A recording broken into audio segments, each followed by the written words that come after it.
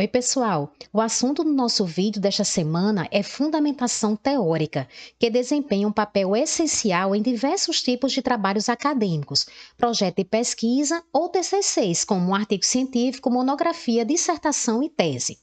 Antes da gente começar a analisar esse exemplo que eu trouxe, é importante que você saiba que a fundamentação teórica do seu trabalho tem o objetivo de discutir teorias, conceitos e pesquisas já existentes que servem de base para o seu estudo. Vamos supor que você vai escrever um artigo desse. Esse artigo aqui, veja que ele leva em consideração dois pontos principalmente: o desempenho acadêmico e a procrastinação. Um estudo feito com alunos do curso de graduação. E aí, se você vai escrever um trabalho como esse, seu professor diz: faça a fundamentação teórica agora do seu trabalho. Escreva a sua fundamentação teórica. O que é que ele está querendo dizer com isso? Ele quer que você pesquise o que outros autores já falaram sobre esse assunto, ou seja, o que é que já tem publicado sobre esse tema. Antes de começar a procurar os trabalhos para citar, você vai perceber que no trabalho científico você tem inúmeras citações, são essas partezinhas que tem aqui, tem um texto, e veja que abre aqui o parênteses e coloca os trabalhos, né? Então, sobrenome dos autores com o ano de publicação desses trabalhos, e aí você vai perceber que o trabalho científico ele é cheio de citação. Então, para que essa citação? Para fundamentar bem o seu trabalho. Quando você for procurar esses trabalhos aqui para colocar no seu, é importante que você saiba que uma boa fundamentação teórica leva em consideração dois aspectos: o tipo de material que você está citando, que você vai trazer aqui no seu texto, e o ano de publicação desses trabalhos. Veja a especificidade da sua área. Cada curso tem uma característica, mas no geral o que a gente prioriza para essa fase é trabalhar com artigo científico. Você pode estar numa área que você diga: não, a maioria do material que é citado nos trabalhos científicos da minha área são livros. Então é uma característica específica da sua área. Mas no geral a gente vê muito que artigos científicos sendo trabalhados aqui nos textos na fundamentação. E com relação ao tempo, é importante que esse material seja um material recente. O que é um material recente que a gente considera? Um material que tem nos últimos 5 anos. Para saber o tipo de material citado, que você vai verificar na sua área para você perceber, você vai verificar lá na lista de referência de bons artigos do assunto que você está pesquisando. Nesse daqui, por exemplo, a lista de referências está aqui na página 22, eu tenho uma parte aqui da lista de referências. Olhando aqui, eu já estou vendo que são vários artigos científicos que eles citaram. Então, artigos que são publicados em periódicos. Aqui tem um livro, mas aqui eu já percebo outro artigo científico, aqui mais um artigo científico. Então, já estou percebendo aqui que nessa temática, né, nesse trabalho, que eu considero um trabalho bom para o assunto que eu vou escrever, ele já trabalha a maioria com artigo científico. Então, você vai perceber isso. Pegue uns artigos interessantes, artigos bons que você considera dentro do seu assunto, que você vai escrever, e veja que tipo de material está sendo mais utilizado para fazer essa fundamentação. Quanto ao tempo, então alguns artigos eles podem ser mais antigos, então não tem essa exigência, né? Alguns periódicos eles podem até exigir que você use realmente todos os últimos 5 anos, mas no geral não vai ter essa exigência de todos dos últimos 5 anos, mas a maioria precisa realmente ser. Você pode incluir a maior parte de artigos científicos na sua fundamentação teórica, mas você pode trabalhar também com livro, com TCC, com artigos publicados em evento, mas no geral eles não vão representar a maioria dos trabalhos citados. A maioria realmente vai ser de artigo científico e de artigos recentes. Sabendo disso, então, você vai começar a pesquisar os artigos para fundamentar o seu trabalho. Eu não consigo fundamentar um assunto trazendo coisas da minha cabeça. Você vai olhar um artigo e você vai perceber que ele tem muitas citações. Ele está muito fundamentado no que já foi descoberto ali na área, o que outros autores pesquisaram, o que eles já encontraram. Então, o texto científico, ele exige isso. Ele vai exigir a presença de autores. O artigo, ele geralmente vai ter uma seção onde você vai aprofundar essa fundamentação teórica, que é uma seção que pode ser chamada de fundamentação teórica, mas a gente vê bastante também com o nome de referencial teórico ou revisão literatura. Se a gente for olhar aqui nesse artigo, a gente vai ver que a seção da fundamentação teórica, ela é chamada aqui de referencial teórico. Então, você vai ver alguns nomes, né, assim, próximos a isso que eu estou dizendo, para colocar essa seção do aprofundamento dessa fundamentação. No entanto, veja que a fundamentação com base em trabalhos publicados começa na introdução. E aí, quando chega realmente na seção específica da fundamentação teórica, você vai se aprofundar naquilo que você falou na introdução, porque a introdução geralmente é curta. Mas perceba que na introdução, você já tem vários trabalhos aqui publicados. E aí, você vai falar sobre o que aqui? Nessa fundamentação, você vai iniciar essa fundamentação falando o quê? Falando exatamente o que é a procrastinação. Ele coloca fontes 2012, os autores. Ressaltam que a procrastinação é um fenômeno que pode ter características permanente ou temporais. Fulano, 2007, indica que 80% da população apresenta esse comportamento e que até 50% faz de forma consistente.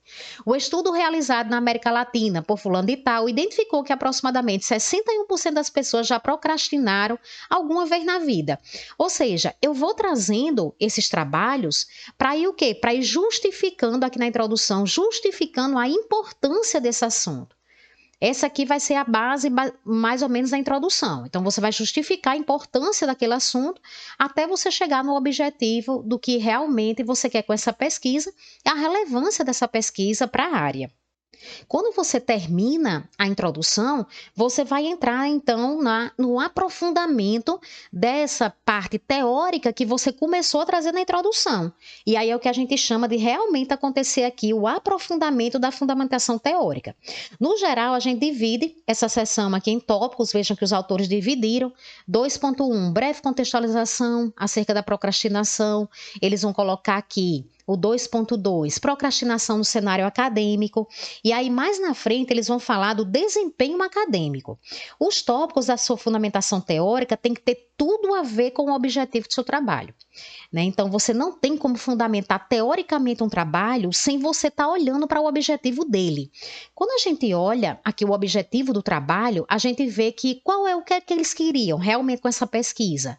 Investigar a relação entre o comportamento procrastinador e o desempenho acadêmico de alunos de um curso de graduação, aqui de uma determinada universidade que eles colocam aqui embaixo.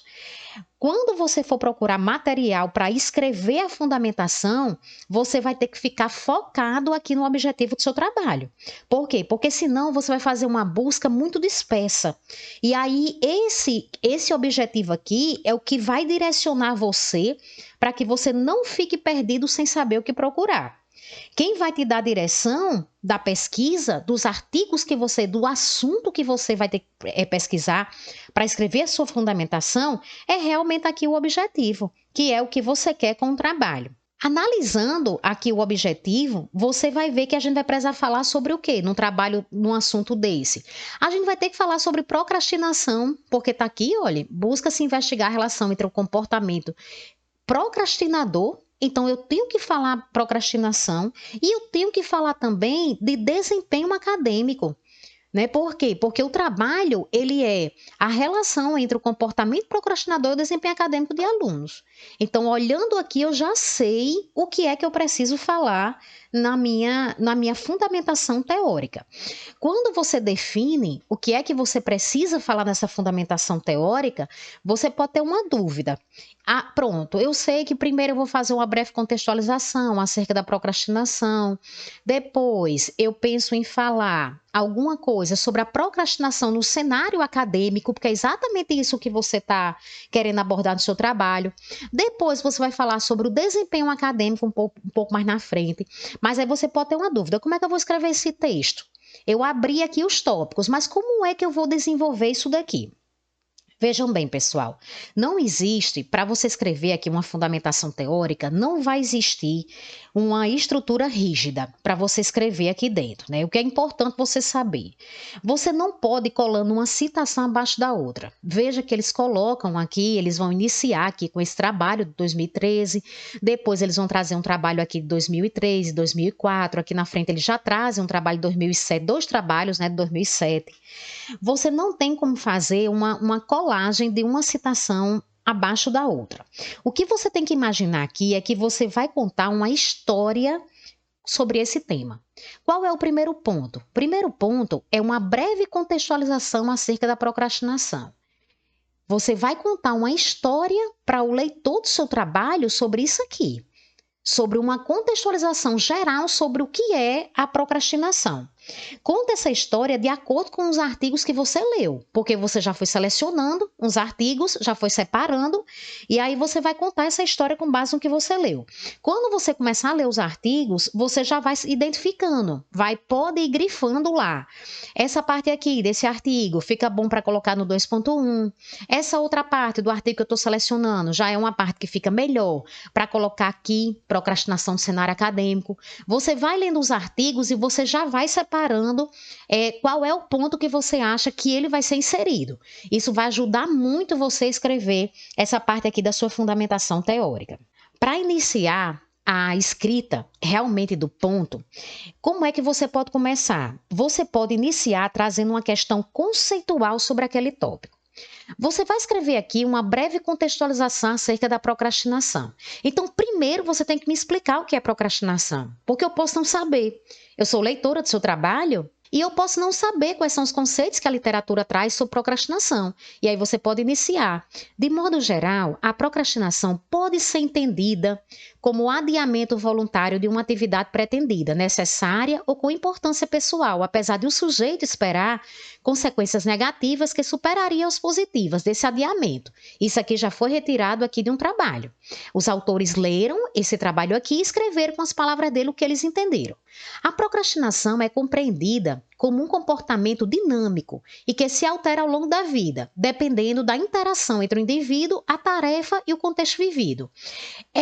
Essa ideia aqui está presente em dois trabalhos, nesse daqui de 2003 e nesse aqui de 2004, envolvendo aspectos ambientais, processos motivacionais, cognitivos e metacognitivos. Já está aqui abordando nesses dois outros trabalhos.